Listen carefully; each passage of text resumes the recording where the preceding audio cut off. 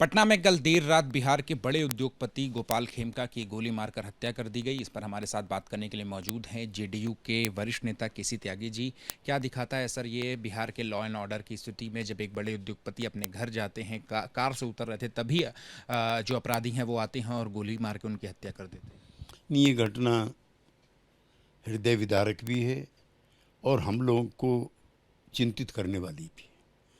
हम zero tolerance अपराध के मामले में रखते हैं और हमारे राज्य में और लालू जी के राज्य में यही बुनियादी फ़र्क है, जिसमें अपराधियों को किसी प्रकार का भी राजनीतिक संरक्षण प्राप्त नहीं है। वो दिन अब हवा हुए जब मुख्यमंत्री के आवास से फिरौती की रकमें तय होती थी और अपराधियों के येन केन प्राकेन रिश्ते बने हुए थे।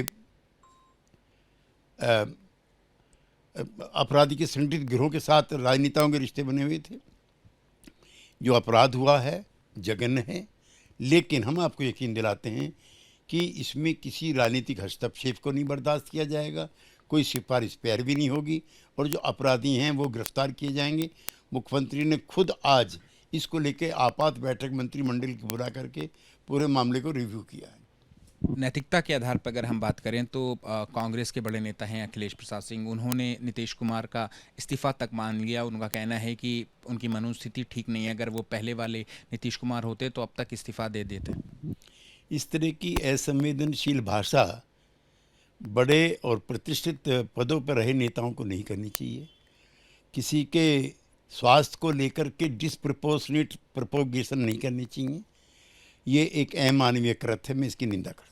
लॉ एंड ऑर्डर की स्थिति पर क्या कहेंगे आप? बार बार जेडीयू की बात कर लें या बीजेपी की बात कर लें, आपका सहयोगी दल वो जंगल राज की बात तो करता है, लेकिन बिहार में आए दिन अलग अलग इलाकों में इस तरीके का जघन्य अपराध, मर्डर हो जाना, तो ये लॉ एंड ऑर्डर के बारे में क्या दिखता वो हमारे लिए चिंताजनक है, हम आपसे कह चुके हैं। लेकिन किसी के भी दबाव में, किसी के भी राजनीतिक प्रेशर में अभियुक्तों को छोड़ा नहीं जाएगा जैसे पहले होता था। एक आखिरी सवाल है कि इस घटना की जिम्मेदारी किसकी बनती है? सरकार, नीतीश कुमार पिछले 20 साल से बिहार के मुख्यमंत्री हैं, ऐसे में इस तरीके की जो जघन्य अपराध है, घर के बाहर बड़े उद्योगपति को गोली मार देना, इस पर जिम्मेदारी किसकी बनती है? देखिए, जिम्मेदारी की जहाँ तक बात है, हम इससे इनकार नहीं करते कि ये हमारे लिए चुनौती नहीं है।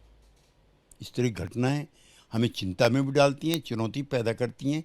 पुनः मैं फिर वही दोहराना चाहता हूँ, इस राज्य में उस राज्य में ये फ़र्क है, कोई भी राजनीतिक सिफारिश, कोई भी पैरवी हमें मान्य नहीं होगी। ये विश्वास हम आपको दिलाना चाहते हैं। एक आखिरी सवाल है कि आरजेडी का ये भी कहना है कि ये अपराधियों की सरकार है, जहां पर अपराधी खुलेआम इस तरीके से इस घटना को अंजाम देते हैं, तो नैतिक आधार पर जंगल राज की बात करने का तो बेस खो चुकी है जेडीयू या बीजेपी। मैं पुनः वही दोहराना चाहता हूँ, मुख्यमंत्री के दफ्तर से, मुख्यमंत्री के आवास से कोई पैरवी नहीं होगी। गवाहों को अदालत तक जाने से रोका नहीं जाएगा जैसे पहले रोका जाता। अपराध हुआ है, चिंताजनक है, अफसोसजनक है, हमारे लिए चुनौती है, लेकिन इसमें किसी प्रकार का राजनीतिक दबाव नहीं होगा। जिसने अपराध किया है, बिल्कुल उसके खिलाफ सख्त कार्रवाई होकर के उसको अंतिम अंजाम तक पहुंचाया जाएगा। शुक्रिया बात करने के लिए। कैमरा पर्सन राजेंद्र सिंह के साथ अहमद बिलाल, एबीपी न्यूज़, दिल्ली।